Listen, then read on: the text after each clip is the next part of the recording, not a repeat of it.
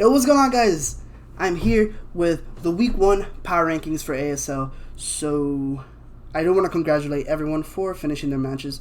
I think we got it done a little quicker than we were supposed to, so that's great. I do want to get some things out of the way. These PRs aren't strictly based on your performance. It's kind of like how you actually played, who you played, and how you went about it, your prep, all that type of stuff. So just because you got a 6-0 win doesn't mean that you're gonna place higher than someone who got a 3-0. It could be a variety of factors, right? But yeah, before I get started, I got that fresh cut, so I'm feeling I'm feeling myself, But let's get started. So number 20, we got myself. I'm not gonna place myself in any of these power rankings anytime, so let's skip that. Number 19, we got Moonlight. Moonlight played Pork. I am going to play the game in the background, kind of skip through some pivotal turns and kind of point out some stuff. The Mienshao lead was good. The fact that he just didn't either U-turn or, just straight up attack, that could have been something very important for him. I'm just going to skip through. The paralysis on that Mandibuzz was very unfortunate for him because, as you see here, it allowed him to set up with Necrozma. And that's something I pointed out with the power rankings and post-draft, the Necrozma and Alolan Persian, as you saw the parting shot. But yeah, pretty much he was only able to get off a foul play and then get paralyzed. So Necrozma was able to kind of pick apart his team little by little. Very smart of Pork for not leaving that in just to throw it away. And then he was just able to clean up with this thing. Moonlight, you played well. The only thing is that I don't think that you had this just based off matchup alone. I know you were rushing a little bit, and you also had like one of the best quotes of ASL history. You told Pork that you're cooking pork, and you proceeded to lose. If only you would have won, that would have been a legendary moment. But yeah, I don't think you had anything for this Toxic Escavalier. That's all I have to say. Toxic Escavalier, and then he just was able to clean up with a Cell Rock. It's not much I could say. That's why, Moonlight, you're going to be number 19. You played well. There wasn't much that you could do. Just you got 5-0'd. Next up, let me flip this around just so we can make it a little... I guess we'll do it here. Switch sides, right? Number 18 actually, we got Nico, or Ryan, right? Ryan played Gil, the Battle of the Brazilians. Who will become on top? It was actually Gil. So, Ryan, man, I don't even know what to tell you with this game. You were just kind of overclassed by that Palossand and Sharpedo. Very, very interesting core that Gil has, and he was able to use it to his advantage. You kind of misplayed on some turns, like the turn where... Oh yeah, this turn right here. You clicked what? Flip turn, I believe? You clicked flip turn, gave him a whole bunch of HP. He was able to Drain Punch more HP back. When, if I were you, I would just air slashed again. Maybe even hope for that flinch chance, and you would have gotten rid of that Toxicroak. But yeah, Indeedee was a good bring. I do think that Indeedee and Hydreigon was good. But ultimately, like I said, you were just overclassed by some of Gil's plays, and this Licky Licky just refuses to die. It was amazing that he brought that Dragon Tail. Very common. You should have known that as well before you set up in his face. But, yeah, nothing much I could say. You also kind of threw right here. Wait, where is it? Oh, well, where's Sharpedo? Yeah, you threw here. Sharpedo did not have liquidation, as Gil revealed. But that was a really, really good... a really, really good bluff from Gil, so I understand why. You were able to kind of bring the differential down to a 4-0. But I do think that you could have won the game had you taken out that Toxicroak a little earlier and not let that Keldeo die. That Keldeo was very good just because it would be able to do damage to the to the Licky while still damaging Cinderace, which I didn't even see much of. But yeah, Nico, I know you'll bounce back, but I don't think this was your week at all. So that's why you're 18. Right, so moving on to 17, we got Sting. Right, Sting. This was I didn't know this. Everyone told me after the week 1 power rankings. I mean, post draft. This is Sting's first league, so congrats, welcome. You didn't play bad. You placed number 17. You didn't play bad. I do have to say some things. You played incredibly well. You like that taunt, the Shadow Sneak on the taunt. I would have Iron Headed. I mean, you don't lose anything.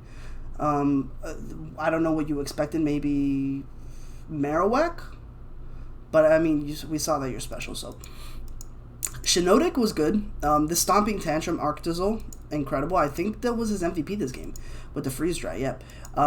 I do gotta say something, Sting. If it wasn't for that Bisharp, I definitely think you won. Even though that Bisharp wasn't even defiant, so that's the funny part. You played well. Grim was a cool bring. If this was bulk up, you also had a chance too. You just stalled the rain turns, you bulked up, and then you drain punched back, and then maybe you lived the hit from Heliolisk. Not sure though. Oh, it was bulk up, but you just didn't use it earlier. Parabolic charge, see, that wouldn't have killed you. But yeah, Sting, this is all just kind of a learning lesson. You played well. Your sets were well built. I just think that you had to make the right plays at the right time, which I don't think you did. So, Sting, that is why you're number 17. And then moving on, number 16, we got Nickinator. Let's go ahead and switch these sides. So, Nickinator, right? I do think you played pretty decently. But there were a lot of misplays, especially with that Charizard in the sun and the Abomasnow, right? You were able to get that one turn. Yeah, like right here, he's just going to go into his Abomasnow on your Solar Beam. He's just going to get free damage, you know, because of the hail. And then he goes straight back into his Gastrodon. Now he's not going to be able to do anything because his Solar Beam isn't there. This is a play that I really commend you. You flamethrowered. That was very brave of you because you probably would have died. Your team was just kind of not really built to perfection. I mean, this Misty Explosion right here was very well played, and I would have, if you would have recovered there, that would have been incredible. Because then this Hawlucha doesn't even care about your setup, right? Now that Will-O-Wisp miss sucked, but I personally would have Strength Sapped if you had it. Just because I think you should live the Acrobatics at +1 and just Strength Sap again, keep Strength Sapping. And you might have actually beat this 1v1 if you even had Strength Sap. Not sure if you had it. You just kind of let Hawlucha wear down your team. You know, you didn't bring the Ice Shard on this thing, which would have been the right thing to do in my opinion. Just because you know that he has that. He has Volcarona. He has even the triple Axel dude. I forgot his name. Sandslash. You know, you could revenge those really, really potent sweepers that he has with a Banded Ice Shard. You know, I think that was a misprep from you. But Yannick, I think you played this okay. I think if either you would have hit that Will-O-Wisp or you would have Strength Sapped. I think you had a chance to bring that back or bring at least the differential down. But yeah, that's as much as I have to say, Nick. You just got to prep a little better, and I think you got this. So we're moving on to number 15. We got Bryn. Right, Bryn. We're going to switch these sides real quick. So Bryn drafted this very, very similar semi-stall team to Gil last season. And against like this team that's kind of like a hyper offense build that Soar has, it doesn't fare out too well. Yeah, as you see, he's just gonna lead Beware and the Celebi. There's their turn one. You see that either that was a double, or he just didn't have Psychic, right? But I think Togekiss was a good play. This goes into Tentacruel. So he's just going to proceed to set up spikes. And then this Calm Mind Corsola, I don't think Bryn had anything for it, right? This Nasty Plot isn't going to do anything. And I think he also capitalized on the fact that his opponent misplayed, because this could have easily been a 6-0 from that Corsola. Easily. Had he just Shadow Balled on the substitute. That's as much as I have to say, really. Bryn, you just kind of got picked apart by Soar's strange sets. Just like mono setup on his team. I don't know why you hazed. Unless, I mean, we already saw that you had speed because you outsped the Togekiss. So, you would have undersped his Blastoise. So, I would have probably... I think at that rate, you just have nothing to do. If that Sash a Selgor, I would have gone hard into a Selgor on the Shell Smash. But, that's as much as I can do. Haze was just a strange play at that point.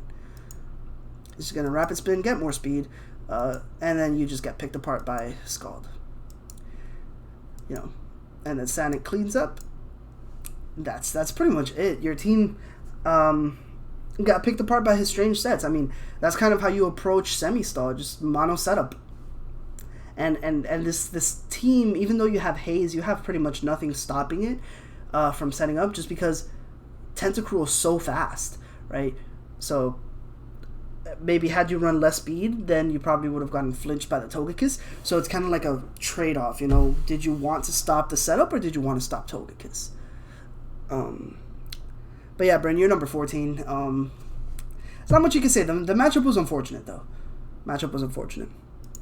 Number 14. We gotta go backwards, right? 14, we got Ty. Shout out to Ty. I don't think Ty has won a game in like 2 seasons. So, as much as I have to say. Ty didn't play too well. This taunt on the Aegislash was a horrible play. The knockoff was good. What item did we see get knocked off? It was a Life Orb, yeah. Life Orb Flash Cannon would have killed if you weren't Sash. So, these sets are strange, Ty. You know what to do. You know what you do. I do got to skip ahead until this turn. Pretty much, Bisharp just destroys his whole team, you know. Metal Burst was great. It was a good bring. But the fact you had pressure just seemed a little strange, you know. Had you have Defiant right here, you would have knocked off, gotten the boost, and then been able to just destroy his whole team. Even here, you know that you wouldn't even care about that. You would have O-coded. You got the special attack drop even to get more attack boost. So, yeah. The Spore effect was kind of bad for you, but Sigilyph just straight up drops to a Heliolisk. So, Ty, you played well. You played well with that Heliolisk and Bisharp. It's just, if you had brought Defiant Bisharp, this game would have been over long ago. I don't personally know what you even had pressure for. Maybe you wanted to PP stall the Frostlass? I don't know. But like I said, if you had Defiant, that game would have been long over, and you probably would have came up with more than just a 1-0. But yeah, Ty, you're an experienced player, and you're facing off against who was it? Against Sting, who has never played in the league. So you kind of have to capitalize on your wins there and make the best out of what you can with your differential. That is kind of why you're sitting on the lower side of the PRs, even though you took a win. You're at number 14. Number 13, we got Ghostmans, right? You see, this team, right? This team was just built to counter Melmetal. That's pretty much it. It was just built to counter Melmetal. Bulky ass Miltank, bulky ass Rotom, bulky ass Incineroar, and of course, you know, your offensive Dragapult. I do just gotta skip some turns ahead. The fact that you brought Heal Bell was incredibly good. Shit. Because I kind of figured that Con Mantine's team is just built around toxic stalling and wearing your team down for Melmetal to be able to clean up, right? I gotta compliment that. You played incredibly well. It's just I think you weren't prepared for this late game trick room right here, right? I think you had a misprep by not making that Virizion either Calm Mind or Swords Dance. If you were Swords Dance, you would have auto won. Because that Melmetal is around 69 HP, which I think if you just get up one Swords Dance in the face of maybe like that Porygon Z, Close Combat had a chance to kill. I'm not sure though. Don't quote me on that. But if you had SD on that, that would have been a late game clean because I don't think that special Virizion did anything for you. I understand why you brought it though because Melmetal's special defense is just ass, but you kind of have to take into account the rest of his team. Hatterene is very specially bulky. You don't want to be relying on Focus Blasts on Porygon Z, right? But yeah, that's as much as I have to say. That late game trick room really messed you up. It really messed you up, and I don't think you were prepared for that at all.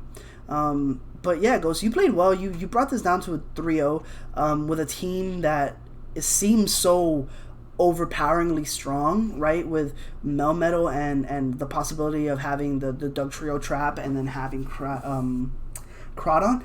You did well. You prepped well. You played well. You had the Shed Shell on Incineroar. You did well and not even switching out on the turn that he brought it in after he already saw it. But yeah, I do think that you played well. There's not much I can say. You're kind of on the upper hand of the losers bracket, you know, in the PRs. But you got this. We got number 12. We got Harshal. All right, we got to switch these sides. Harshal played Rio, you know, the reigning champ in ASL. Now, the only thing that I have to knock on Harshal was, well, he played this Dracozolt at that turn incredibly well, just because who's gonna stay in, you know, and he's got a lightning rod in the back. So, I think throwing away this Dracozolt turn 3 was a huge misplay. If you look at his team, after that Raichu is gone, Dracozolt just has a field day. Has a field day. I don't think Amoonguss takes a Bolt Beak too well, but I think that was his biggest misplay. And I understand he wanted to get that thing out of there, but, you know, that was a misplay. Ultimately, you see that he has nothing for Corviknight. He has the Trick Room Charge Beam set, which is very cool and interesting. He probably has Thunder on it. I don't remember if he did. But yeah, he has nothing for this Corviknight. Nothing. He didn't bring the Whirlwind on this, I think. Yeah, he's just... I can't say much. You just didn't have anything for this Corviknight. You just got picked apart little by little. I do gotta say, congrats on minimizing the damage. You were able to sack this and then bring in Prim for free to get the revenge kill. That was good, because this would have been a 5-0. Easy.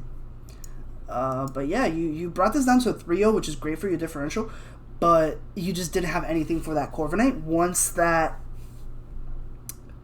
Dracozolt was gone. I do think that you could have brought maybe a special Dracozolt this game, with something like Thunder and Fire Blast. Thunder, Draco, Fire Blast.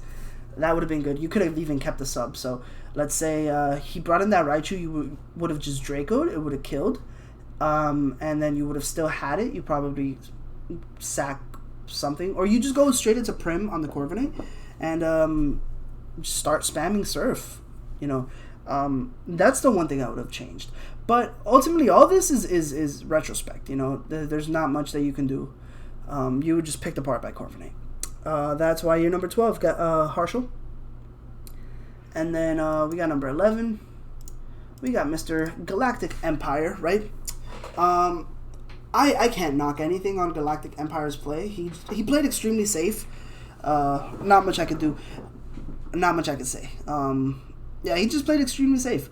The matchup was unfortunate just because if you look at Kyurem, there's nothing on his team that kind of just beats it. This turn here, I don't know why he liquidationed. Maybe he just didn't have anything else to hit it. Yeah, I would have Toxic the first turn. That would have put that on a timer a lot quicker.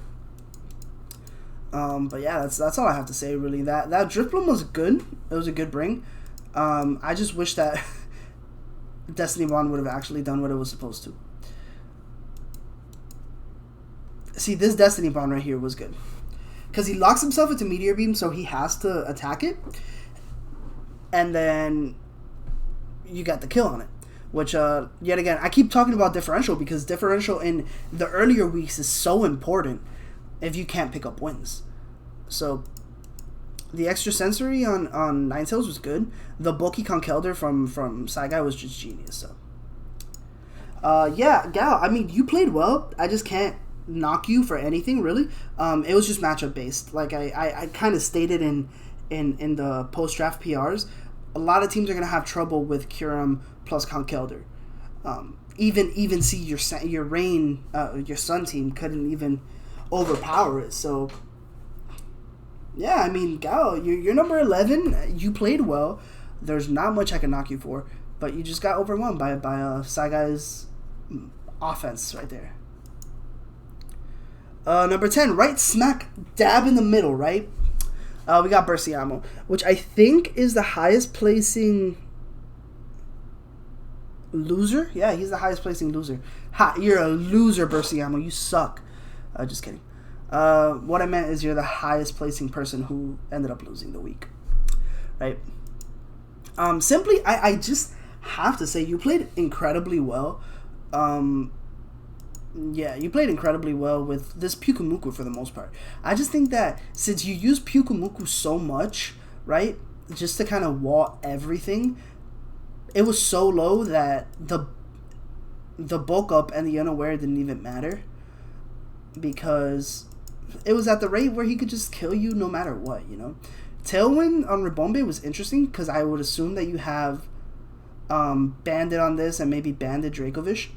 So yeah, or yeah, I think that was a very, very good bring from you.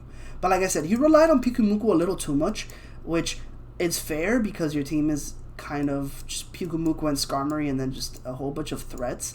But yeah, just this bulk up just ended up picking you apart after you were so worn down, you know.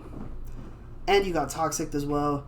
I don't remember if your team had any Heal Bell users, but that would have been very, very useful for your Pyukumuku. Just because if you're going to be relying so heavily on it, you kind of don't want it to get toxic. But yeah, you played well. You played incredibly well. But like I said, you relied on that Pyukumuku a little too much, and then you just ultimately got worn down and beat 1v1. But yeah, you're number 10. So number 9, we got Joestar, the same exact game. Let's go ahead and switch these sides, reset. Just kind of put this on hyper fast and just talk while we have this in the background. You had some interesting sets like that Overheat Arcanine. I'm pretty sure it was just meant to nuke something. Yeah, I mean, Rotom, I feel like Rotom could have been used a little better. But ultimately, you just did what you had to do for Urshifu to win. I don't think that's kind of what you were going for. It doesn't seem like it. But, I mean, you did it. You just pretty much had to wear down Skarmory and Pyukumuku, and then your Urshifu wins. That's all I have to say. You didn't make any huge misplays, I don't think. You played safely. The Cosmic Power on Claydol was interesting, but you didn't use it as well as you were supposed to. But ultimately, that doesn't matter. Yeah, you just go ahead and sweep with Urshifu. So, good job. Urshifu is number 2, I think, on MVP race right now.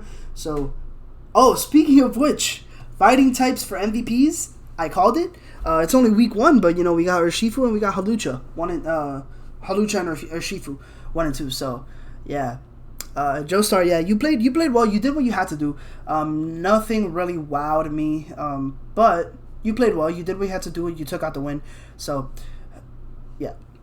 I do have to say, if that Urshifu was gone, you just kind of lost. Yeah, because that seems like it was a support Rotom, so if it was an offensive Rotom, yeah, I think you would have done a little better. But even then, your Urshifu played incredibly well. That's why you're number 9, Joestar. So number 8, we got Soar. Where's Soar? It's right here. It's right here. Soar, right? I do want to say this Corsola was incredible. That's the only thing I really, really want to touch on. Calm Mind Corsola. A lot of people knock on Corsola for being so one-dimensional, right? And Sora kind of did something that not a lot of people do with it. This turn right here, I would have Shadow Ball because you could... Yeah, I would have Shadow Ball because 1, you could bank on the Stone Edge miss, and 2, you could bank on maybe him being scarfed or something along those lines. And you, I'm not 100% sure what your spread was, but maybe you were Fizz Def and that Stone Edge didn't 2-hit KO. I don't know your calcs. You know it, but that's probably why you strengths out. But if you would have Shadow Balled, it would have been a bit of a safer play. He wouldn't have gotten that free SD up. As you see right now, the Stone Edge with the SD, right? The Stone Edge with the SD does like 50%. So without the SD, it would have done like 25, and you would have still been chilling. So if you would have just straight up attacked, I think you would have probably 6-0'd. Yeah, I think you would have 6-0'd. Because his Tentacruel is Toxic Spike, so he probably didn't have Toxic on it. See, you brought what? White Herb on this? You brought White Herb. This is like a 50-50, right? Because White Herb helps you with the Shadow Sneak, not get revenged by the Shadow Sneak, or maybe like a Scarf to Cellgore. But, right, if you were planning on spinning with this regardless, maybe you were already anticipating that poison. So imagine Heavy Duty Boots on this, you would have just outright swept. Scald over Surf. Surf would have picked up that KO, and you probably would have already swept. Yeah, you would have swept. But, I mean, ultimately, I'm just kind of nitpicking, because you did win your game, so I'm just nitpicking things that I could comment on. But yeah, you picked up the win. That's all I have to say. That Lychee Berry Acrobatics was very interesting, even though I do think that if you were using that for a Cellgore, it's not as needed.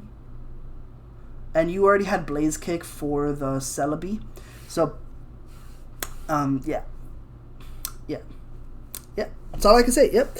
You took out the win, so that's all that matters, really. You got a 3-0. There's a lot of 3-0s, a lot of 4-0s this week. That just goes to show that a lot of the battles were really close and really good. But yeah, Sora, you got number 8. You did well. There's not much I can say. Number 7, right? Let's look for that number 7 game. Right here. Number 7. Saigai. Right? I can't knock you for anything, but I can't really congratulate you for much either. Oh yeah, I can congratulate you. This Lampent, man. What is this? It's so bulky that I just did not expect it. The Meteor Beam, it was good. It was a good play. That was kind of like if he didn't expect it on that bug type, the water bug, right? But anyone that has played OU or has been kind of around this Gen 8 knows that Meteor Beam is very, very good move. So he did what he had to do to switch out. Unfortunate for the scale shot here that it didn't pick up the KO, and then you ended up getting Toxic, because I do think that if you picked up that KO, it would have just been a 6-0 from there. Yeah, it would have just straight up been a 6-0 from there. But yeah, Saigai, you played well. This Lampent is just incredibly bulky, refuses to die, right? Yeah, that's all I have to say. I mean, played well. Well played. Saigai, you're number 7, right? Right among, like, kind of closer to the top 5. Pretty much, I'm going to be honest with you, this like, top 8 was kind of very, very hard to decide. Very hard. There was very, very close games. Everyone kind of had their ups and downs this week, so it was just a little hard to pick. So we got number 6, right? Yeah, number 6. Number 6, it is Mr. Rio. Mr. Rio, right? Um, yet again, I don't have anything to say or congratulate on. You just played incredibly well. Played it safe. That AV Amoongus was an incredible bring. Even though all the Spadef drops are very unfortunate, you were still able to play around it. So, a Rocky Helmet on Corviknight, even with the setup, was a very interesting bring. And all I have to say is you just used that Corviknight incredibly well to just wear down his team and be able to clean up after. I mean, this could have easily been a 5-0, but, right, you probably didn't want to spend all your roosts and whatnot, so on this turn, yeah, this turn was really good, actually, because it was kind of a 50-50 on Harshal's end, which you ended up losing that 50-50. If he obviously brings in a Primarina, you kind of want to, you're kind of either expecting him to be, like, Specs and probably try and pick up the kill, which is maybe what he assumed, or he was just using it as fodder for later to be able to pick up the kill, right? The fact that you had Taunt on this set made this extremely hard to just straight up sweep with, just because every attack you're using, you're going to be hurting yourself, right? Which is what happened there, and then he was able to just bring in the Prim and revenge with Surf, right? But, you know, Rio, you played incredibly well. You're number 6. So, yeah, my guy. And then number 5. Number 5. Where you at? Oh, Ghostman's, right? Not Ghostman's. Con Mantine. Number 5 is Con Mantine. So, right, Con,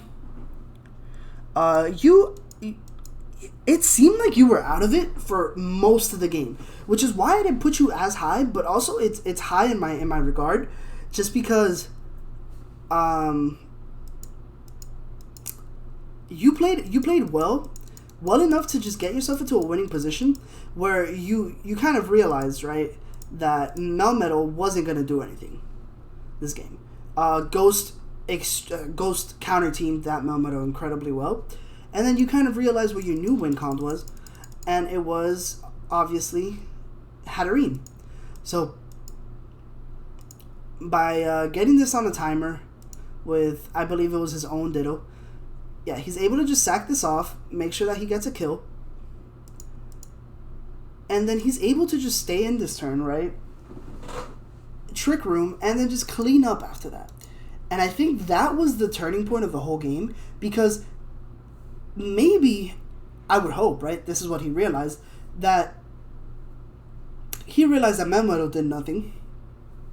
He had the Trick Room hat because he never revealed it. And then Ghost would just kind of be unexpecting of it. And that's pretty much what happened. Hatterene just got the Trick Room and just ended up sweeping. So, it's not much I could say. I'm pretty sure that Porygon probably had Trick Room also. So the late game sweep with Hatterene was just for sure. If he wasn't able to get it with Hatterene, he would be able to get it with Porygon, sack something, and then Hatterene would just sweep. So he was able to take that 3-0 victory as opposed to like a 1-0. So very well played, Con. Very well played. Number 4. We got Mr. Gill, right? Gil, man, I do have to congratulate you for just being ballsy and making the right reads. You were able to keep this Gardevoir around long enough for it just to be an annoyance, and then this Licky just refuses to die, right? That Toxicroak was a very good bring. I don't know if you were like AV or something, because I don't think we saw an item on it, but maybe you were AV. And, yeah, I mean, flip turn, staying on the flip turn was very smart, just because I don't think, yeah, the air slash didn't kill you unless you got that high roll. Oh, no, it did kill you, so you were just ballsy. Okay, nice. But yeah, Gil, you just played well. You also bluffed this Sharpedo. Yeah, you bluffed this Sharpedo. You did say that you thought that maybe this was Pasho, which is a very interesting assumption. Or the Rotom Pasho, I forgot which one you said. But yeah, you're just able to use this pretty well to beat the whole team. I think maybe a Crunch killed here if you had it. But yeah, I don't think you revealed all your moves. But yeah, I mean, Gil, you just played incredibly well. You got the 4-0 win. I think your sets were very, very good.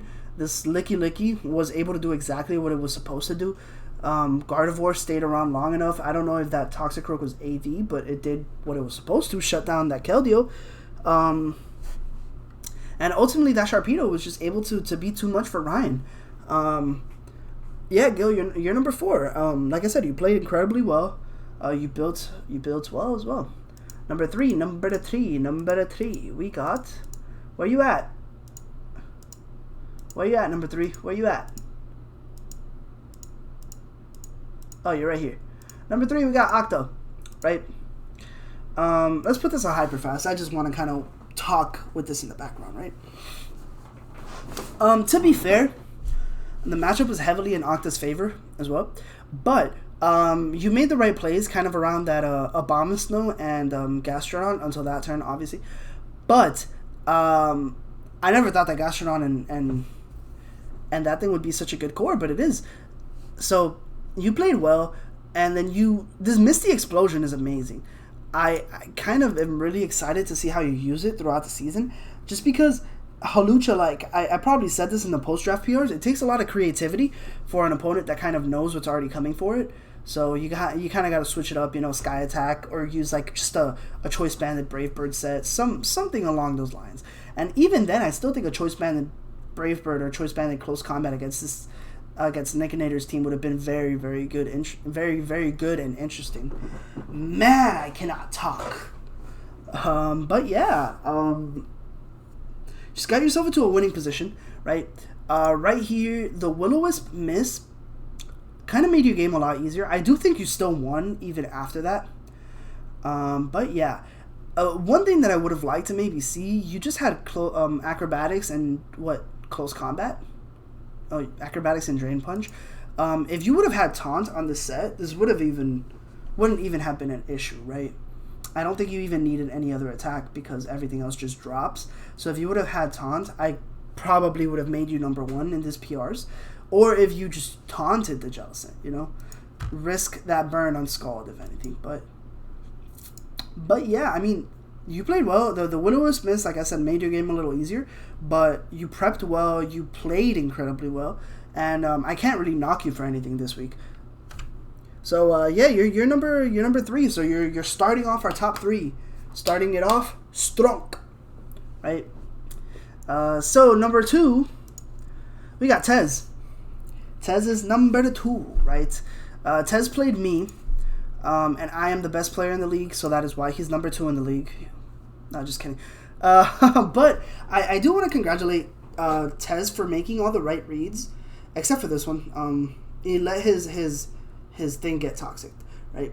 Right here, I did have Dragon Claw, so if I would have stayed in just to get the damage off, right? I would have gotten damage on something for free. But he made the right play. He knew that I wasn't going to sack Kamo right away because it was probably my Urshifu counter, which it was. So, yeah, I just bring in my Aromatisse. He gets up his webs, which webs are extremely annoying for my team just because I don't have Levitate Gengar anymore. That sucks. But yeah, he just made the right play right here. Here's where he made the wrong play. He Dazzling Gleam that went hard into my Talonflame. And then he made the right play of going into Lycanroc. So, like I said, he just kind of outplayed me every single turn. Like this turn right here, right? Where it was Lycanroc versus Talonflame. He play roughed into my Kamo. And then he Stone Edges. I had to defog there. So, he kind of just made every single read the best that he could. The best of his abilities. This turn here as well, where it was that thing versus this thing, he Iron Heads on the Aromatisse. So, Tez, I mean, you just completely outplayed me this week.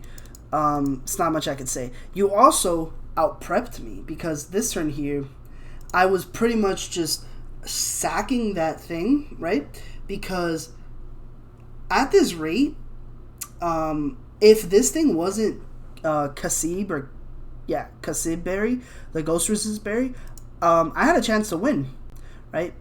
Because Shadow Ball would have killed. Actually, no, it wouldn't have. I don't know. Maybe it was a roll. But it could have killed. and then I still had my sash, and then I would have killed with a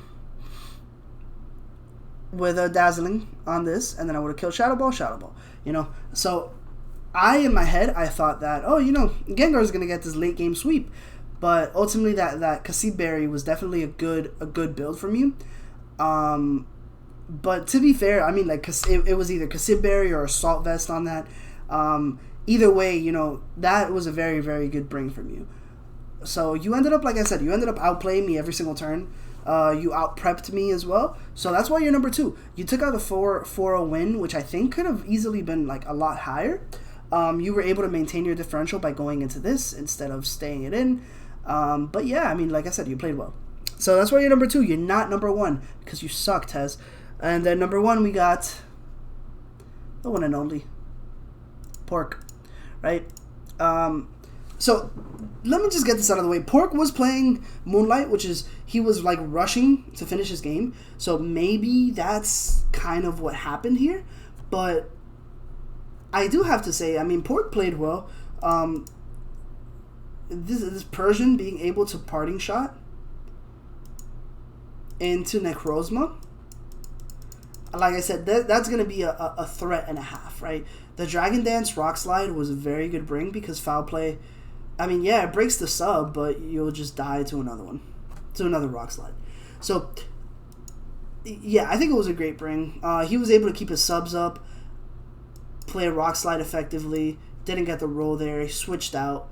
You know, he played extremely safe, to be fair, but he played it to the best of his ability, and it, you know, Toxic Stall plus setup is definitely what got him the win. You know, he was able to toxic his threats and just clean up with this thing. You know, it sucks that he shadow sneaked because knowing that he would have Cell Rock, he could have played roughed, and then I think this game would have been over. Are you Life Orb? You're Life Orb. Never mind. Would have not been over. And then, I mean, Moonlight forfeited there, but to be fair, I don't think that he had a way of bringing this back. Maybe bringing up the differential, but I think just Pork outplayed him every single turn and was able to out-prep him as well, to the point where it was just a shutdown from the beginning, you know. Necrozma was just able to be too much. But yeah, guys, that is the Week 1 power rankings. These are going to go up on the doc as well. You could kind of play around the time if you want to watch your own analysis, right? It was kind of all over the place, but I kind of want to make these PRs more of an analysis rather than just a straight-up list. If you guys want to see just the list, just look at the doc, right? I'm kind of analyzing the games and whatnot. But yeah, guys, you know, thank you for watching. If you're not subbed, I don't ever do this, but if you guys are in ASL, fucking sub, right? What are you doing? Looking at my videos and not subbing. You guys are horrible friends. But yeah, I'm going to be looking forward to keep doing these PRs. I mean, it's fun analyzing games. And yeah, guys, I mean, comment and let me know, you know, what I got wrong about your sets, you know, what maybe you were considering my suggestions, you know, all that type of stuff. So yeah, guys, that's gonna be it for today. See you next week with Week 2, and I think I'm gonna be playing Harshal. So that is ta.